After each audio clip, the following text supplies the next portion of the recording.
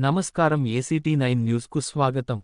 జగిత్యాల జిల్లాలోని ప్రసిద్ధ పుణ్యక్షేత్రం కొండగట్టు ఆంజనేయ స్వామిని జనసేన అధినేత, ఆంధ్రప్రదేశ్ డిప్యూటీ సీఎం కొణిదెల పవన్ కళ్యాణ్ దర్శించుకున్నారు.